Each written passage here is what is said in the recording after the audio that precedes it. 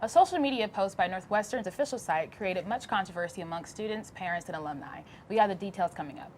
Keep it here. Ranger News starts now.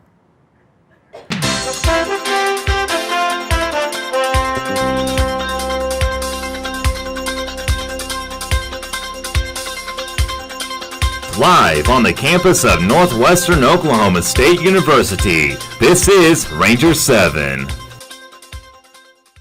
For joining us today, I'm Taylor Morris. And I'm Jordan McLemore. Controversy arises at Northwestern after status was posted on the university's Facebook page about gun control. Associate Vice President Steve Valencia posted on the status February 10th. The Facebook post said the following: "There's no scenario where allowing guns on college campuses makes them safer for students, employees, or visitors. No guns on campus. Hashtag invest in higher ed." It was also posted on Twitter. The post caused a debate on Northwestern's Facebook page. There were over 80 comments. There were some positive comments, but the majority were negative. The comments were mostly from students and alumni and concerned parents. Valencia said that Northwestern, along with all other state colleges in Oklahoma, support the current law concerning concealed weapons. He went on to say people that were upset about the need to realize that it is a statewide law and all 25 Oklahoma colleges and public universities support the current law. Valencia went on to say that the over 7,200 people like Northwestern's Facebook page and only 24 people responded to the post, so he doesn't think this backlash on recruitment because all other Oklahoma State schools have the same outlook on the current law. We asked students what they thought about this issue, and this is what they had to say. Associate Vice President for University Relations Steve Valencia posted a controversial status on the Northwestern social media Facebook page February 10th. What do you think about his comment? I disagree with Dr. Valencia's stance on guns on campus. While safety on campus should be an absolute main priority, I feel that there are certain circumstances where guns should be allowed on campus. Dr. Kenneth Drobnak, Director of Bands and Assistant Professor of Fine Arts here at Northwestern, will present a tuba recital at the Alva First Presbyterian Church at 7:30 p.m. on February 28th.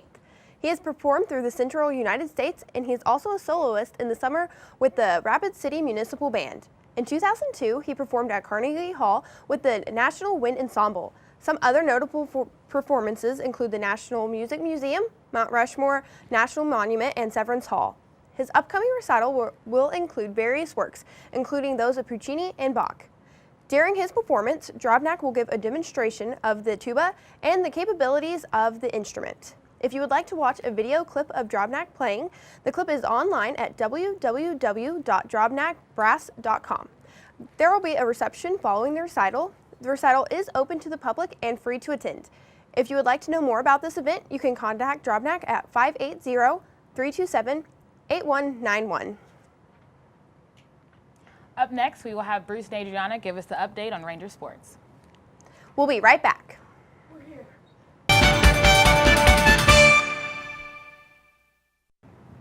Welcome back, Ranger sports fans. I'm Bruce Wright. And I'm Adriana Becerra. Northwestern took on Southern Arkansas this past weekend for the first conference series of the year, with the Rangers coming up short on the losing end in both contests. Alora Miller took the ball in the game and Shelby Anderson in the second. The two pitchers struggled on the defensive side, giving up a combined 24 hits on the evening. 3 Rangers hit 400 or better, with Jordan Haya leading the way, going 4 for 6 in the two contests. Taylor Watham and Stephanie Kuser also hit the ball well, hitting 500 and 400 respectively. The two teams battled out for the second day of the series, splitting the doubleheader. The Rangers took Game 1 6-3, while the Mule Riders closed out the series with a 14-8 win over the Black and Red. The Bats were on fire Saturday as the team had 20 hits and hit for a combined 339. Peyton Garrett led the way in the hitting column, going perfect at the plate, while the 3 of her teammates hit 400 or better. Alora Miller and Shelby Anderson took the circle for both games, combining for 8 strikeouts. For more information, visit riderangersride.com. The Ranger baseball team traveled to East Central last weekend to take on the Tigers for a 3-game series. Rangers, who are 6-7 on the season and 1-5 in the Great American Conference play, were took down by the Rangers in all 3 games.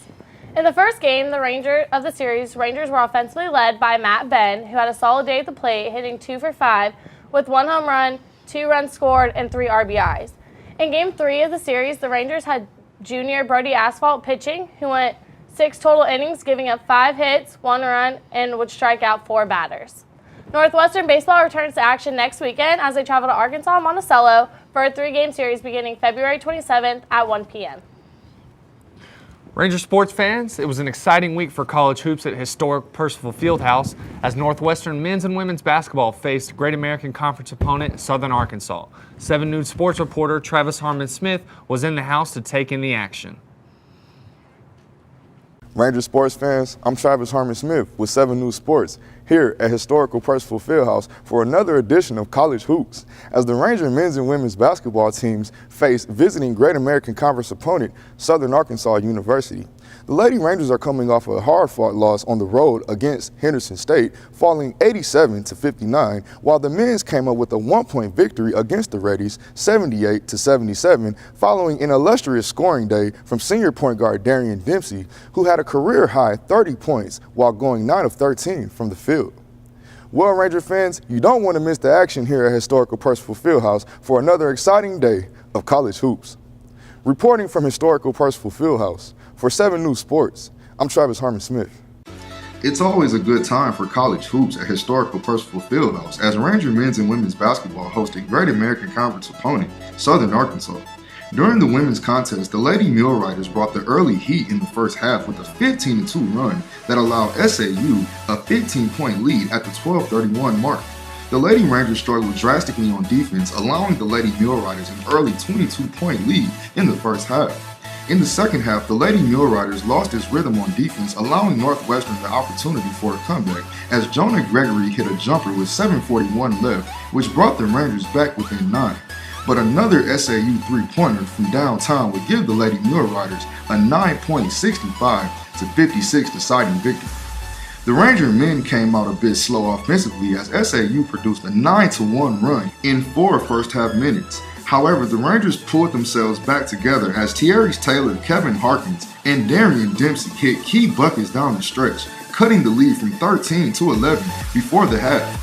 The Rangers came out in the second half with the attitude of Rocky Balboa, knocking down buckets from all cylinders, producing a 10-0 run, cutting the lead to 44-43 with 14:05 left. An Adrian Motley jumper at the 10:45 mark will put the Rangers up 50-48. Then it was a Darian Dempsey show once again as Dempsey hit a long trade, putting the Rangers up 3 with 6:31 remaining. After Dempsey's trade from deep, Adrian Motley hit another trade from downtown, giving the Rangers a final score of 76-69 over Southern Arkansas. Ranger guards Darian Dempsey and Tori Taylor combined for 45 points to lead Northwestern. Northwestern forward Adrian Motley finished with a double-double, 11 points and 13 rebounds. Ranger sports fans, don't forget to catch all the action of college hoops at historical Percival Fieldhouse. Reporting from historical Percival Fieldhouse, Travis Harmon-Smith, 7 News Sports. It was an emotional time on senior day for Northwestern's men and women's basketball teams who sent farewells to seniors Darian Dempsey, Jonna Gregory, Emily Ian, and Kaylee Crow. Fans, it's another exciting afternoon here at historical Percival Fieldhouse as the Northwestern Oklahoma State men's and women's basketball teams face Great American Conference opponent Arkansas Monticello. Today is senior day for both teams as they will honor the careers of Darian Dempsey, Jonna Gregory, Kaylee Crow, and Emily Eaton during today's matchups. Don't miss the reigning three-pointers and slam dunks this afternoon at historical Percival Fieldhouse. Reporting from historical Percival Fieldhouse, I'm Travis Harmon-Smith, 7 News Sports. Percival Fieldhouse was filled with joy in an atmosphere full of excitement, even on a day where 4 seniors were honored and sent farewells. Along with inducting former Northwestern legends into the Hall of Fame, the festivities created energy to start the women's matchup as the Lady Rangers started out flat in the first half, allowing the Cotton Blossoms a 22-3 run with 8 minutes gone by. After a Lady Ranger timeout, Northwestern kicked it up a notch, coming within a double margin going into halftime only down 10. In the second half, the Lady Rangers struggled early to find a basket, but found his rhythm on a late bucket with 1:39 left in the game. Then, with 5 seconds left, Jonay Isaac takes a Cotton Blossom defender off the dribble for an easy lay-in and the foul. Isaac missed the opportunity for a three-point play. Then, the Cotton Blossoms received a technical foul, which allowed 2 more free throw opportunities for Northwestern. And what better person could you have chose as senior guard Emily Eaton hit both free throws to ice the game, giving the Lady Rangers the final 69-66. In the men's matchup, Northwestern fell short early on defense, allowing Arkansas Monticello a 19-17 lead at the 11:46 mark. The lead only lasted for moments as Northwestern exploded on a 25-5 run for a 21-point early lead. And again, it was the dynamic duo of guards Darian Dempsey and Tierese Taylor who led the Rangers as Taylor grabs a loose rebound on this play, dishing to Dempsey as Dempsey penetrates down the lane with a nice crossover move for the and one. Both Taylor and Dempsey combined for 47 points against Arkansas Monticello in a game where the Rangers were comfortable with their largest lead of the day, which came in the second half, going up 30 points with 2 minutes left, as the Rangers reached the 100-point plateau, winning huge on Senior Day, 105-82. Jonay Isaac led the Lady Rangers with 17 points, alongside Kamara Bozeman with 15 points. Also, senior guard Emily Eaton, who played her final home game in a Ranger uniform, finished with 11 points. Senior guard sensation Darian Dempsey, who also played in his final home game as a Ranger, finished with a game-high 24 points, shooting 7 of 11 from the field, also going 9 of 11 from the charity stripe. Guard Tierese Taylor assisted Dempsey in the scoring attack with 23 points, as Adrian Motley finished with a double-double, 16 points and 14 rebounds, while Lakeem Henderson produced 14 points. Both teams will play their season finales on the road this Thursday at arch-rival Southwestern Oklahoma State. Fans, you don't want to miss this huge rivalry. Reporting from historical Percival Fieldhouse, Travis Harmon-Smith, 7 News Sports. This past weekend was a special one for Northwestern. The annual Hall of Fame Day was held as if there was 3 new members inducted into the Northwestern Hall of Fame. Also, it was Senior Day for 4 Rangers during the doubleheader for men's and women's basketball. I got a chance to check out the action Saturday. The annual Hall of Fame game was held this past weekend at the Rangers contest against Arkansas Monticello. There was many Hall of Fame Rangers that came back to support, including Tommy Griffin, Blake Griffin's father. It was a special experience for fans and players alike. Knowing that they put in all their hard work, sweat, blood, tears, try to be the best Rangers that they could be, and you want to do the same thing. You want to make them proud and just represent what a Northwestern Ranger should be. The 3 new members inducted into the Hall of Fame were Milt Bassett, Debbie Chappell, and Fred Schamberg. With these 3 inductees, that brings the total Hall of Fame members to 93. It was pretty crazy, just the fact that everybody that's been here, important people that were here before us, were there to watch. There's a little bit more pressure than just a normal game. You just really want to do your best and come out and get a win for all the past people, all the Hall of Famers that are here to watch us. If there's anyone you want to nominate for the Hall of Fame, all you have to do is go to riderangersride.com. Be sure to make it out to next year's Hall of Fame game, Rangers. This is Bruce Wright for NWTV7 signing out. We caught up with one of our fellow Rangers to tell a story about sustaining an eye injury during a rodeo, but persevering and continuing to do what he loves. Hi, I'm Tori McLemore, and today I'm here with Brock White, a junior on the Northwestern Rodeo team. So, what kind of events do you compete in on the rodeo team here? I compete in calf roping, team roping, and steer wrestling. Okay, can you tell us a little about the injury that you sustained while steer wrestling? I shoot dog in a team rope and steer, which number 1, don't do that. And what happened was I was running alongside the steer, and when I went to go down the steer come back up at me, and the steer horn went in my eye and detached my retina and tore my optic nerve. Right. What has been the hardest thing to adapt to since your accident? Probably most is, like I said, the depth perception. That's the hardest thing, due to just everything's that further distance away, and then also, like, if I'm just walking, like, I can't see nothing on my left side. It's completely dark. So just, if you think about it, if you just close that left eye one day and you just walk, and you're always running into certain things and stuff. So that's probably the greatest challenge.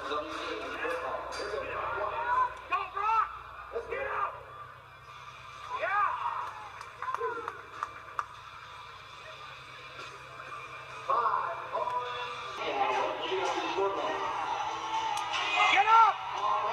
Yeah!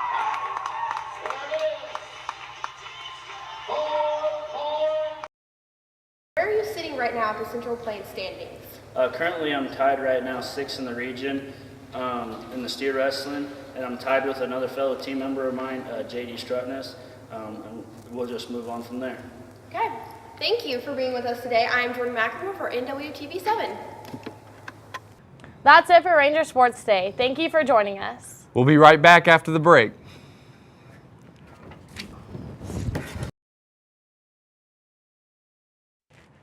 Seven News reporter Victoria Snoffer has our second edition of Talks with Tori. Okay, Rangers, I know we're on our first round of Snowmageddon, but let's get some hot gossip.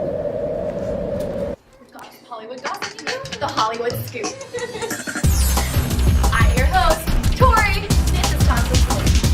The weather outside might be frightful, but award season is just heating up. The 87th annual Oscars happened Sunday night. Best Picture went to Birdman. I really should probably watch that movie. Just in case anybody was wondering, my favorite performances from the night was Tim McGraw, Lady Gaga, and Maroon 5. Who doesn't want to watch Adam Levine? Warner Brothers did an amazing thing Oscar night. They honored Chris Kyle, American Sniper. The video was up for Best Motion Picture. His wife, Taya Kyle, attended the Oscars. She then was on a red-eye flight right back to Texas so she could be there Monday morning for the trial. She wasn't only accompanied by her sister, she had Chris in her hands the entire night. She was seen holding his dog tags the entire night. So what's the scoop on Prince Harry and Emma Watson?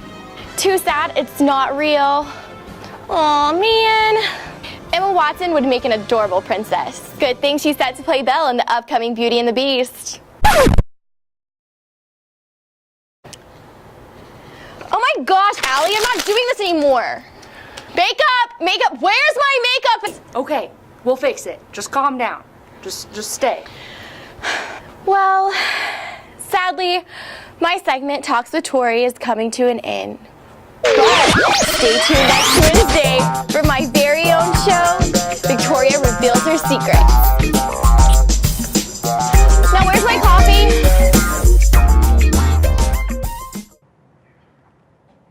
Northwestern's theater department debuted their play last week called Blow Me Up Jesus on Thursday, Friday, and Saturday. The play was about a man who has cancer, and he is in the process of trying to figure out his life. While he is going through the crisis, yet no one knows he has cancer. The play was a hit, and there was a nice turnout. We caught up with Taylor Morris, who portrayed the character Laura, to get an insight on how the play went. Hi, I'm Taylor. I played Laura in the play Blow Me Up Jesus. It was really fun. A lot of hard work went into the show with building the set and everything with the production class, and it was a lot of hard days, but it came out to be a really great show. A lot of people came out to go see it.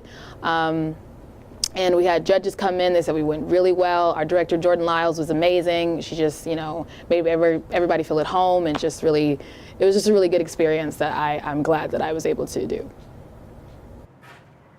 Be sure to look out for the next theater department production. Last week, Oklahoma Blood Institute held its first blood drive of the new year at Alva's Northwestern campus. Their goal was to reach 200 units of blood, but due to flu and cold season fell short. Joy Buckminster, account consultant, stated every 2 seconds a blood transfusion is needed, which makes the need for donors crucial. Your donation could be the difference of life and death.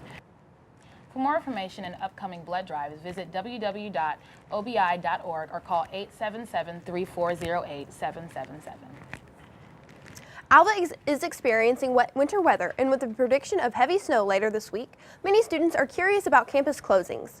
According to the university website, in the event of winter weather forces a cancellation or postponement of classes or campus events, the university will distribute official information through a combination of the following sources: the university website, campus email, registered users of the text alert system, the official university Facebook and Twitter accounts, local radio stations, and Oklahoma City television stations. In the case of early morning closings, the university will make every attempt to make a decision before 6 a.m. Northwestern stresses to off-campus students commuting to class should use their best judgment when deciding to travel to campus in weather conditions. That's going to do it for us this week. If you have a story you would like covered, contact us at aazimmerman@nwosu.edu. Thanks for joining us, and tune in next week for another edition of Ranger News.